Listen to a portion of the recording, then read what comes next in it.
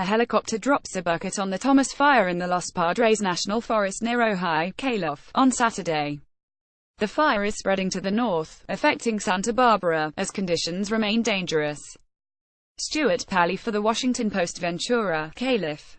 Monster fires in Southern California raged for a seventh day on Sunday, edging into Santa Barbara County while leaving residents of neighboring Ventura County to deal with the aftermath of a historic inferno. As hundreds fled for safety in Santa Barbara County as the fires spread north, residents in Ventura County sifted through the rubble of what was once their homes. Thousands of other evacuees remained unable to return to their homes, leaving them to wonder when they can move back in. Despite the widespread loss and uncertainty, residents and officials expressed relief and solidarity Sunday, with many saying the devastating fires have helped underscore what is most important in life. Everyone has been, to even say, amazing. That doesn't even, the words cannot even come to mind about what to say about the gratitude that we have, said Tracy Bird, who lost her home. This is the feeling that's all over Ventura right now, is this whole thing of people coming together. The Ventura Police Department on Sunday shuttled people to their homes and allowed them just 45 minutes to retrieve belongings before taking them back to the starting point in the parking lot of Temple Beth Torah in Ventura. Some complained that it has been difficult to get information about the status of their homes and how long they'll be in temporary housing. Firefighters working on structure protection keep a close eye on nearby flames atop Shepherd Mesa Road in Carpinteria, Calif, early Sunday morning. Mike Ellis on Santa Barbara County Fire Department app. Everything is hearsay, because one person will tell you one thing, and another will tell you another, said Rita Horn, while riding with a van load of people after filling some bags with clothing. I just don't know what to believe. As of Sunday afternoon, CAL FIRE couldn't estimate when people might be able to start moving back. As long as the areas are a continued threat, we are going to leave those evacuation orders in place, for safety of life, said Charles Esseling, a spokesman for the California Department of Forestry and Fire Protection, or CAL FIRE. We understand people are antsy and want to get back in there, but we don't want any issues or injuries. The Thomas Fire, in a coastal region northwest of Los Angeles, remained the largest active wildfire in the state, having burned through nearly 170,000 acres and taking with it more than 500 buildings and at least one life. Farther north, residents of Santa Barbara County were facing the wrath of the advancing fire. About 85,000 households were without power, and authorities were ordering people in the beach communities of Carpinteria and Montecito to evacuate. Over the weekend, National Weather Service meteorologist Rich Thompson warned Ventura residents at a town hall meeting that conditions are still combustible. Though the winds that have been stoking the fire are expected to ease up some during the week, he said, the air will remain warm and dry. He said next weekend could see another Santa Ana wind event, which could lead to the same dangerous conditions Southern California experienced last week. All the way through next week, there is going to be potential for elevated, even critical, fire conditions to continue across Ventura County, he said. A Hidden Valley neighborhood, a hilly enclave in southeastern Ventura County, mask-wearing residents could be seen clutching bags of belongings during their 45-minute window to grab and go.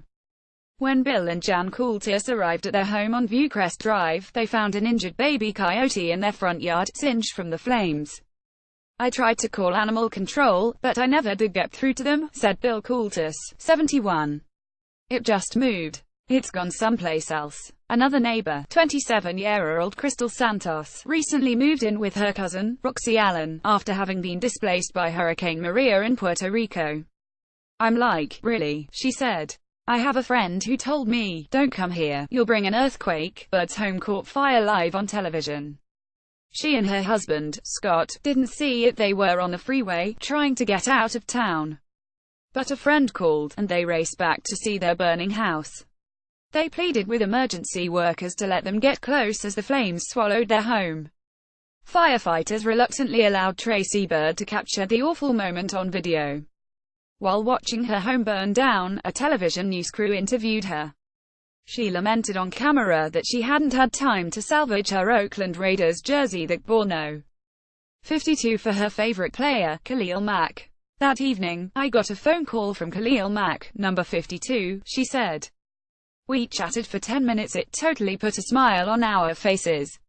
For a time, the Birds stayed at a hotel in Oxnard, south of Ventura.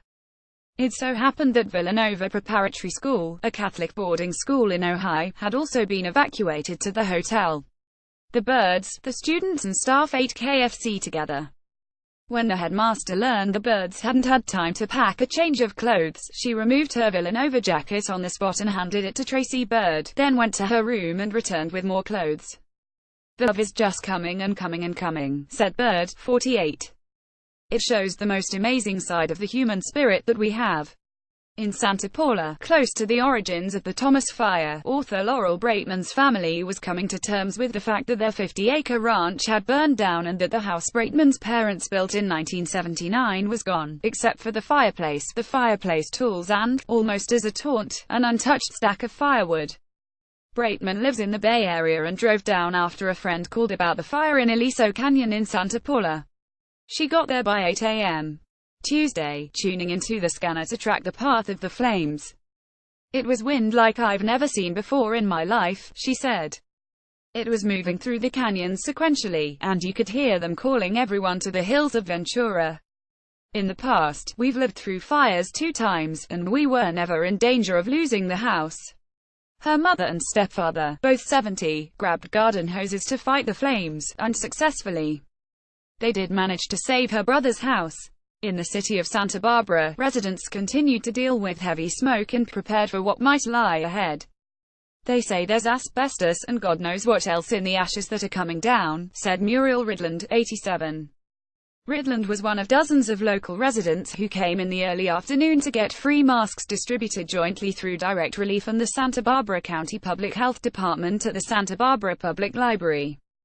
Molly Water, 33, a senior librarian at the library, estimated they would distribute all 6,000 masks on Sunday. "Santa Barbara is amazing," Ridland said. "Little kids, teenagers, everybody is wearing the masks. Many must now decide if it's finally time to leave their homes. We've been indoors since this started.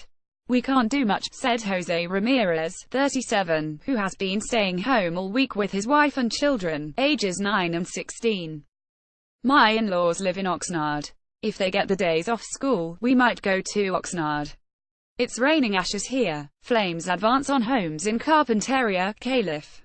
On Sunday. Mike Ellis on Santa Barbara County Fire Department. Associated Press. Berg reported from Santa Barbara, Calif, and Yan reported from Los Angeles. Mark Berman in Washington contributed to this report.